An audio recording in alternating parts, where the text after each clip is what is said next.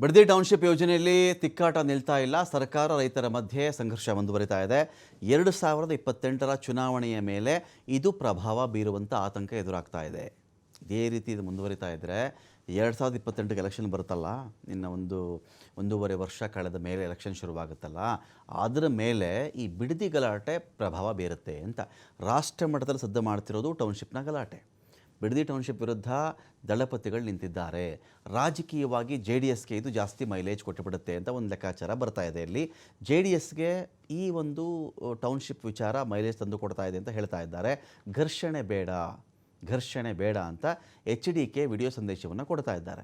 ಶಾಂತಿಯುತ ಪ್ರತಿಭಟನೆ ಮಾಡಿ ಅಂತ ಸಂದೇಶ ಕೊಡ್ತಾ ಇದ್ದಾರೆ. ಟೌನ್ಶಿಪ್ ವಿಚಾರಕ್ಕೆ ಸಂಬಂಧಪಟ್ಟಂತೆ ಹಳೆ ಮೈಸೂರು ಭಾಗದಲ್ಲಿ ಕಾಂಗ್ರೆಸ್ಗೆ ಹಿನ್ನಡೆ ಆಗಬಹುದು. ಮೈಸೂರು ಭಾಗದಲ್ಲಿ ಕಾಂಗ್ರೆಸ್ಗೆ ಹಿನ್ನಡೆಯ ಬಗ್ಗೆ ಪಕ್ಷದಲ್ಲೇ ಒಂದು ಕಡೆ ಚರ್ಚೆ ನಡೀತಾ ಇದೆ. ಸೊ ಹಳೆ ಮೈಸೂರು ಭಾಗದ ಕಾಂಗ್ರೆಸ್ ಶಾಸಕರು ಈ ಆತಂಕವನ್ನು ಹೊರಹಾಕ್ತಾ ಇದ್ದಾರೆ. ಆತಂಕ ಅವ್ರಿಗೆ ಕಾಡ್ತಾ ಇದೆ ಅಂತ. ಸೊ ಚರ್ಚೆ ಮಾಡಬೇಕು ಕ್ಯಾಬಿನೆಟ್ನಲ್ಲಿ ಇದರ ಬಗ್ಗೆ ಅಂಥೇಳಿ ಕೆಲ ಸಚಿವರು ಹೇಳ್ತಾ ಇದ್ದಾರೆ. ಬಿಡದಿ ಟೌನ್ಶಿಪ್ ಯೋಜನೆಗೆ ರೈತರು ವಿರೋಧ ವ್ಯಕ್ತಪಡಿಸ್ತಾ ಇದ್ದಾರೆ. ಕುತೂಹಲ ಮೂಡಿಸ್ತಾ ಇದೆ CM DK ಶಿವಕುಮಾರ್ ಅವರ ನಡೆ.